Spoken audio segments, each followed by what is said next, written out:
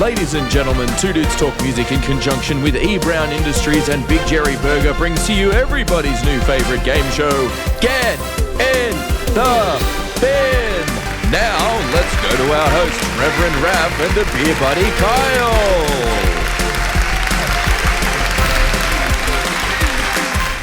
Welcome back to the Two Dudes Talk Music YouTube channel. I am the Reverend Raph. This here is the beer buddy Kyle, and we are continuing our chat with Dan and Julian from Armoured Earth. It is time for Get in the Bin. Now, for those who maybe haven't seen it before, first of all, welcome. Secondly, the whole purpose of this segment is if we were to be able to somehow bestow upon our guests phenomenal cosmic powers and they could just snap their fingers and eliminate from or change things out of the music business, what would they be and why?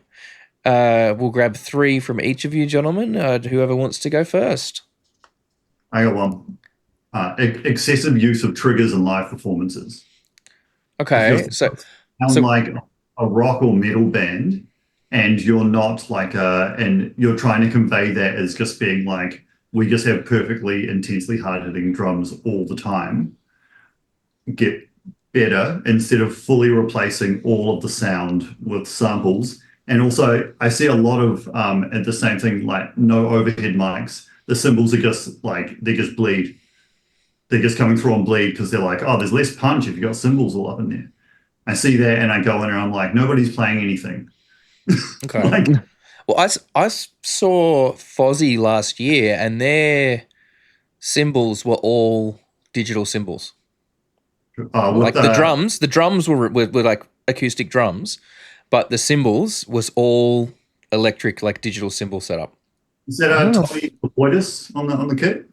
I don't know the name of the drummer for Fozzy, but okay. But it was a really interesting setup. I was like, okay, like I guess from one angle it kind of makes sense, but I'm conflicted about it because like from a sound guy's perspective it's a lot easier, but is it real music if you're doing that? Yeah, my heart went straight to that. I'm just like, I don't know if I'm comfortable with that. Like, but hey, how is that different? How is that different from say like an amp sim rather than a real amp? Yeah, that's true. It's a little different because like amp sim, you still having like triggers or electronic kit that changes how it, not just the tone of what you're hitting, but how it sounds when you hit it. You can just be like, oh, turn every hit up to 100 and then program this on this section, it changes, so it's a bit of reverb and goes a bit more chill. Well, with an amp sim, you can't just like, oh, I missed that pinch harmonic, but it still came through anyway because my sim just made it happen. Yeah, like, fair enough. Yeah. So what's your third thing? Because I'm still trying to think of one. Okay. It's all. I think. Actually, no. This is outside of that. I was going to say like stigma on like the prejudice against people who listen to metal, but that's not. That's outside of the scene. No. It's still valid. Music. It's still a very valid concern, and I think you're right. Like, given that metal has become, rock and metal has really moved away from being the dangerous genre now, and it's much more accepted than it used to be. But there's definitely still that school of people that are like, just have no fucking clue. I mean, isn't it the singer from Cannibal Corpse who is like an absolute gun at playing bloody skill testers and can empty out a skill tester and then he just goes to the local hospital. He's like he's the biggest walking meme in metal at the moment. Like, yeah, he's been doing that for years though. Yeah. Nicest guy. Yeah, corpse grinder. Yeah, as are most of us. That's the thing. Like most people, just I've been to so many venues where like the owners of the people that run the venue are like, yeah, no, we love getting metal bands in because everyone's always so cool and chill. Yeah, versus if they get like, if they get like a rap show in there, they reckon that the rap crowds are a lot more rowdy and, you know, more likely to trash the place than, or like the EDM crowds, you know, tend to go a bit crazier and sort of get off their heads and out of control a bit more. And you're just like, all right, cool. Like we're just there. We get our aggression out through the music a lot more, I think, than some people do. There's a catharsis there. Yeah, it's an outlet. And like And it's a thing I know people who are like, when people are talking about music at work, I just tell them I'm into like whatever's like radio music, that kind of pop music kind of thing. I like whatever they're talking about because I don't want it to be this thing of like, oh, metal, isn't there like angry white people music? It's just like, or it's, it's a lot of times angry music and a lot of times it's by white people, but it's not angry white people necessarily, So I'll throw in that little side thing. It's like it's only really good if you actually appreciate music. Yeah. And then you just, no. Oh, I like all of it. No, you don't, champ, because metal is music and you don't like metal, you don't like all music. Yeah, that's what I have. True. Oh, yeah, no, I listen to everything. All right. Put on a bit of Cannibal Corpse, for instance, oh, no, I don't like this. So you don't listen to everything. Or some Infant Annihilator, something like that. Yeah. It's the same bit of anal cunt or something. Death fucking cunt from fucking Perth or whatever, wherever they're called. But at the same time, I appreciate not everybody wants to go to a show where someone's yelling, Yeah. Don't want to listen to that. That's like a human reaction thing that people have sometimes. But then, Hey, preferences are fine. Preferences are totally fine. It's just, you're right. Like when people have this fucking, I don't want to say prejudice feels like too strong of a word, too much of a charged word, but misconceptions. Stigma is a good one. Yeah. They said they still stereotype metalheads when that stereotype's been got a long time ago. Yeah, we're all Satan worshippers. You know that, right? Yeah. Jeez, I want to start a new movement. I want to start a Hug a Metalhead Day. You get guarantee you go hug a metalhead, you'll get the best hug you'll ever get. But you have to ask permission. Yes. It's gotta be consensual hug. Only with consent. Consensual hug a metalhead day. Yeah, I'm not involved. I will not be involved. Don't come near me. Mate, if I've had any more than 12, don't come near me, I'm a hugger. Any more than 12? Oh, mate. Jeez. I had a guy say, I met a guy once and I shook his hand and had pleasantries and introduced ourselves, and then he said, "Oh, I'm a hugger," and I said, "I'm not." He went in, and I said, "I wouldn't." And then he kind of backed off and realized that, oh no, maybe this guy does not want to be hugged by a complete fucking stranger. But you hug a metalhead? No, I'm not into that. It's central. I feel like if there's Hug a Metalhead Day, for Dan, it'll be Punch People Trying to Hug Me Day. Yeah. Pretty much. No, it'll be the one day that Dan claims not to be a metalhead. Yeah. I love Taylor Swift. She's my favorite. What do they call her? Swifties or something? Yeah, Swifty. I'm a Swifty today. Today I am a Swifty. Yeah, big fan of Post Malone and Ed Sheeran all of a sudden. Yeah. Look, all I know about Post Malone is he looks like a graffitied school desk. That's an extremely good description. Can't say I've heard anything that he did except for the awful covers of Nirvana that everyone loved, but he ruined.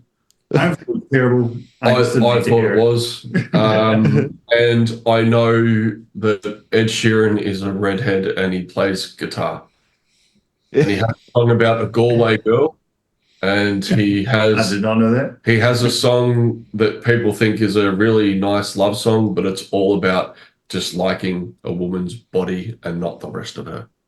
Well, you know more about Ed Sheeran than I do, mate. He says, I'm in love with your body. And then literally he follows it up with nothing else and just goes, ooh-ah.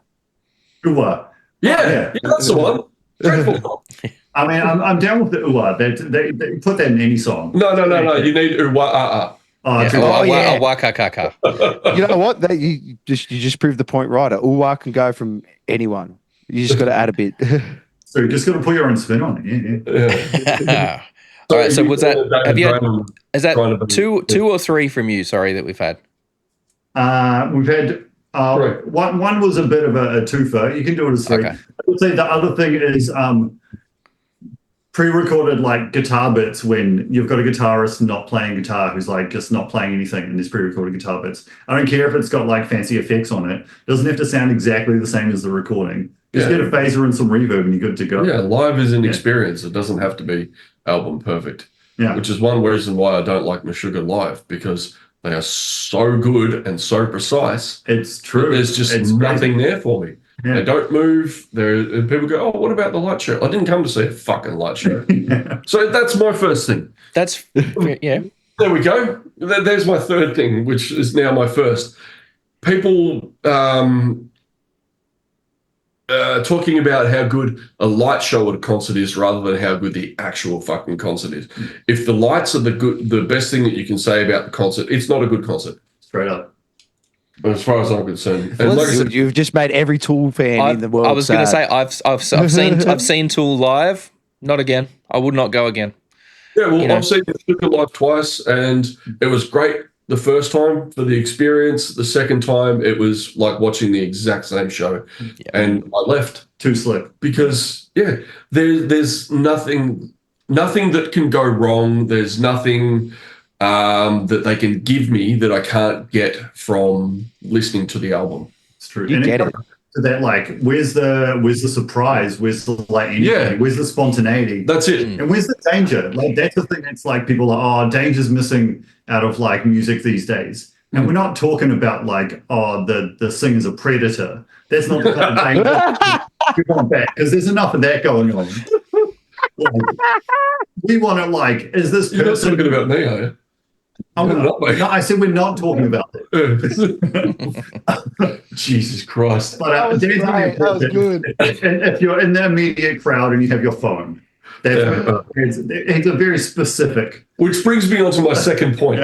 Mobile phones do not belong in the pit.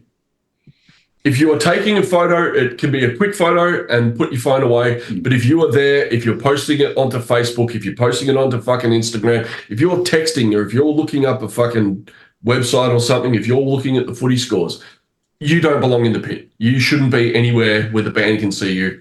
That's just disrespectful. Yeah. Be pit. Yeah. I mean, when it comes to concerts, I mean, this year especially, I have rediscovered a love of concerts in a way that I haven't had in a long time. Yeah. I'm sure you understand what it's like when you're playing a bunch of gigs, and then when you go to a gig that you're not playing, you're so used to being in I'm working mentality at a gig. It can sometimes happen when you're not playing the gig. You just go to a gig for enjoyment, and your brain switches into that kind of work mode or networking or whatever you want to call it, right? Yeah, absolutely. This year, and maybe it's because I've managed to see some bands that I've been a fan of for a very long time, but have not been able to see live before. So Mudvayne was one of them. I caught them on the tour recently, and I was blown away. I was halfway through their show, and I was just I realized oh, this is what it used to feel like. Yeah. This is what it used to feel like back when, before I was playing in bands, when I was just as a fan at these things. Yep. And then not being analytical on it, because there's thing you're in there and you're like, oh, what pedals that? What technique did they use? How did they play that? That kind of thing. You want to turn off that intellectual musician hat and just enjoy the vibe. Just being a fan again in a way that I haven't been for a while. And then getting to see Infectious Grooves as well was just crazy. That was a lot of fun. Letting myself have fun at those shows again has been important for me this year, I think. But I always film. I'll take a couple of photos, film maybe a little bit, and just for, but I don't post it immediately. You know what I mean? Like you said, I just get a little bit, put my phone away, then then I'm in the moment enjoying the rest of the show. Fine. But if you want to if you're there, especially holding your phone for the whole song, God, that shits me. That really, especially right in the way, you're blocking people like this. Yeah. How's the show, Dan? It's fun. Okay. Yeah. Oh, sorry. Well, I'm filming it for my friend. They can fucking watch it on YouTube. There's about a fucking 150 other people that have sat in the fucking stands and filmed it at probably other shows. Yeah. Put your fucking phone down. Yeah. Oh, dude, what? You're filming some ants on stage with the fucking really bad sound. Wow. Then I've got to love that. What am I watching? Yeah. I love and that's the other thing. I pose this challenge to anyone out there. When is the actual last time you've watched any of your shitty fucking videos from the concerts? Yeah. That's. I want to know that as well. I don't take them because I know for a fact that I won't go back and look at the photos or watch the videos. And I'd rather be there and experience the band rather than experience my phone and then the band. Yeah. or the band through my phone. I'm not into it. Yeah. I want to be there in the moment. And listening for those things, like you said before, like when you go to a live show, I don't go like, you don't go to a live show to hear the CD. I go to a live show to hear all those little mistakes, so the different things that you're going to throw in certain parts. Yeah, and the energy that they bring to certain sections and everything about a concert. I mean, going back to what you were saying earlier, watching it as a punter again, as a fucking fan, and that happened for me was it this year or last year when Hate toured. Now, I've been wanting to see Hate since I was a teenager, and I first found their DVD in JB. I'd never heard them before, but I liked the cover of the DVD. I'd never even bought a CD, and I grabbed it and just thought, wow, what is this? And I was standing there bouncing like I was a fucking little kid. It was awesome. Yeah. One of the best things. I had the same thing with Night Flight Orchestra, had the same thing with Soilwork, just so many bands. Now I've experienced in a way I haven't in a long time, and it's been great. Yeah. Definitely. I mean, I was hoping to cross Tenacious D off the list this year as well, but yeah. But we all saw how that went. Not on stage anymore. All right, and what's your third one? What's your third thing? Government funding for what we were talking about earlier with the government cutting funding to support music and the arts. Yep. That gives me the shits because I miss it. And the kids these days just have no idea what they're missing out on because it hasn't been there for a long, long time. Yep.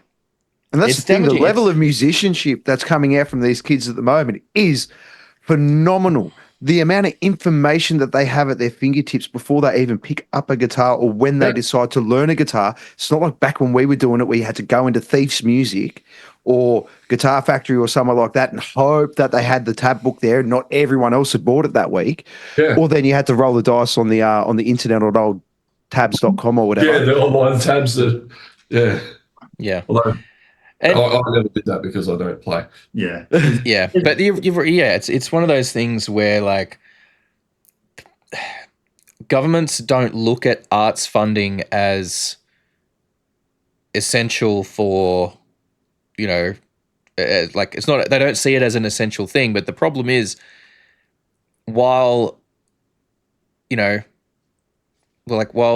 STEM careers and finance careers and whatever, like those, labor, like physical labor jobs and things like that are all necessary to keep, society functioning. Yeah, like, but music and the arts is what makes the rest of that endeavor worthwhile. Yeah. They may keep society functioning, but these other things make life worth living. Things that are considered like, high art and stuff get more grants, like if you're going to see anything in like the Melbourne Arts Centre or Arts, go Batman, Arts Precincts. What a jump. An opera or like a ballet or like a theatrical show or something. Yeah. It seems like there's a lot more there. There's always stuff going on around there. They have like, seasonal stuff. They have free Symphony in the Park shows. And those sell out like crazy. Like getting your free tickets has never been so hard. Then you're like, what about a rock show that the kids will get into and learn how to play an instrument that is not their cell phone? And they're like, oh, no one really wants to do that now. Come on, we all know it's some poncy little wanker that has too much fucking money that's paid for that whole thing as a tax write-off, and he's probably put some into some fucking hoity-toity ballet school or some shit, and they're joshing it through the government some fucking how. Yeah. He would have lost his crypto stock or, probably like bad time to invest in GameStop for him or something, Yeah. But yeah, no, it's as you say, we've kind of talking about it before, and it's, those programs need to be there because, a guitar is generally one of the lowest barriers to entry, one of the easiest instruments to start learning, and is, granted, very hard to master. But it's affordable, it's easy to become competent at. Yep. And also, it's like if you ask anyone, name a musical instrument, it's probably the first thing they'll say. Yeah, guitar. Yeah. And there's there's a lot of really cheap ones out there to get your hands on as well now for kids. Your kids want a guitar, you can go and get one for like $50 or $100, and it's fucking next to nothing. And as we say, like the internet's there's more resources than anyone could ever need for learning to play their instrument there, and whether they stick with that instrument or change to a different creative pursuit, it's just it doesn't matter. But you've set them on a creative path. They always say that the kids are our future, but we're not providing them a future. And it's like, ties in education. No. It's not just all about education. You've got to have other stuff in there as well. Otherwise, the education doesn't mean shit. And things like the suicide rate will fucking climb because people are just like, oh, I've got to go school. Oh, now it's all work. And this ties into what you mentioned before about, like the live show and, like the live show, we've said it in the past that like a live performance, whether it be music or theater or, like ballet or whatever, like live performance is an art form that is just, it's different every time. Different crowd, different weather on the day, right? Like it all feeds into the vibe and the energy of the performance, and no two live performances are going to be identical. Unless you're all programmed and stuff. But it's like, but even then, like the vibe of the crowd can be different. The building's different. It's that ties into, as you say, like mental health and making, and something like having a third place, that's not home or work. Yeah, absolutely. The lack of third places is what is, I think, the biggest thing that kind of the broadest sense I can sort of put that into for people, because if people don't like live music or they don't understand art or creative pursuits, okay, like you can't make them understand that, but but explaining the idea of a third place is so important. It being so important, everyone can get, right? Like having a place you can go that's not home or work, where you can just relax and do your own thing away from either of those two things. This is one of the reasons that things like, men's sheds pop up. Yeah, absolutely. Because guys need somewhere they can go that's not home or work, where they can, just hang out with fucking dudes and talk and fiddle around with like, woodwork or, welding shit or whatever. I don't know. That'll be me when I'm older. I'll break something and I'll just be like, go to the men's shed. Well, how often do people go fishing, men and women, just go fishing and end up not catching anything, but they've had a great weekend because it's my dad.